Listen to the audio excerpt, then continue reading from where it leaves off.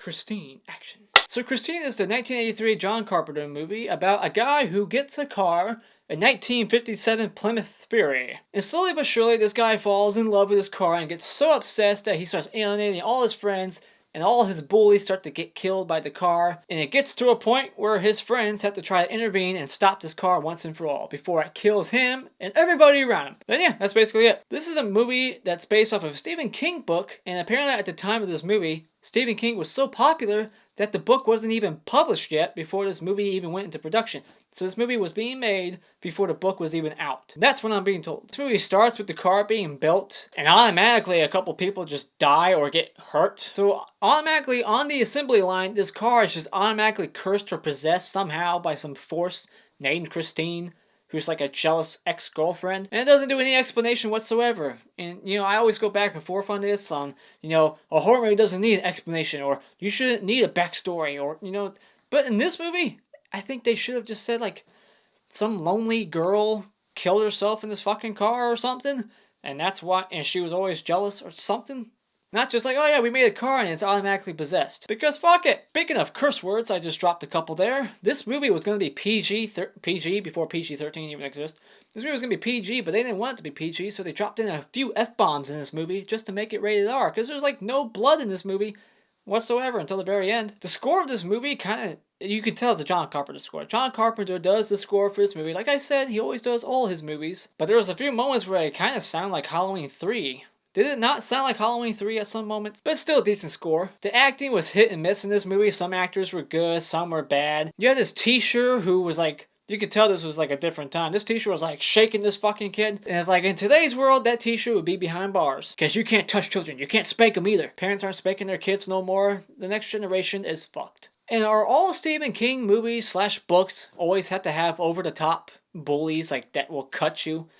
Like in It, and now this movie, I've noticed there's always a bully with a switchblade trying to cut people. I was amazed by the effects they were able to pull off in this movie, like the way they use probably reverse, when you reverse the camera, how they were able to make the car fix itself. They destroyed 14 to 17 cars in this movie just to make it. And that car is rare. Good luck finding one today. It's just kind of sad to know they destroyed 14 of those awesome cars just to make this movie. It breaks my heart to see awesome cars get destroyed like that, because I also own my own sports car. I just don't have a name for my sports car, and I'm not that madly in love with it. Every time the car went out to kill somebody, you could tell they purposely installed illegally tinted windows. That way you couldn't see the stunt driver. But they also did that, they said, to make it feel more sinister. But they were just hiding a stunt driver, let's be honest. But yeah, it's just a supernatural movie. I wouldn't even say this is a horror movie, because like I said, there's not really blood. The deaths are off camera. This is more like a psychological movie. Thriller, kind of. And I just don't understand how this car could try to make someone, choke themselves on food. How does being in this car make someone choke on their food? That makes no sense. I can suspend my belief and be like, alright, I guess the car's alive. But no, the car cannot make me choke on my hot dog. If I choke, that's on me, not the car. I didn't do my research, but I'm pretty sure one of the bullies in this movie was the guy from Friday the 13th Part 2. He had the spear and the mask, and he went to the bar, he lived. Even though he was the one character a lot of people would have liked to see die. But other than that guy, I didn't recognize anybody else in this movie. But yeah, all these characters are supposed to be 17 or 18, but they sure as a couple of them look like they're 30. This movie can drag a little bit at the end of the first act. After you meet your characters, it's just a lot of guys talking about girls and I bet you can't flirt with her and get her number. It's just a lot of just guy talk in this movie, just constantly. And after a while, you're just yeah, I get it. They're teenage boys. You don't need 5 scenes to explain that to me. You just already had 1 and then 2, now you're doing it again. There's only one moment in this movie that terrifies me and it made me wince, and that's because I'm a guy.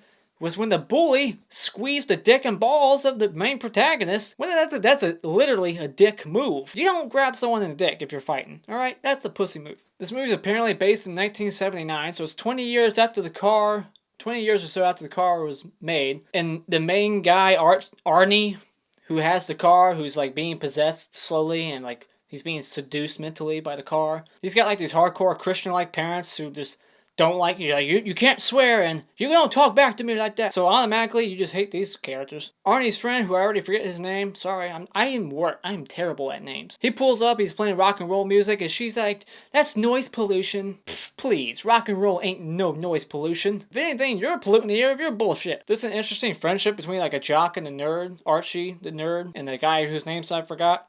He's the jock. I thought it was interesting how those two were friends in this movie. He has to like protect them. This movie was shot pretty well by John Carpenter, and that's not a surprise. John Carpenter's good at directing movies. And like I said, it was just cool how they were able to keep fixing this car with like reverse effects. But other than that, there's nothing else really to say. This movie is just a psychological thriller about a guy who falls in love with a car, and the car makes him stay in love and choose the car over women, which is fucking crazy. But this movie didn't like blow my mind or anything. It wasn't that good. It was kind of hokey and weird. Like the deaths in this movie just kind of made you laugh the way they are being done. Like the seat just going up, crushing this fat ass in the front seat. It's just kind of cheesy a little bit. So when it comes to Christine, I would just say that you go out and get this movie at Redbox.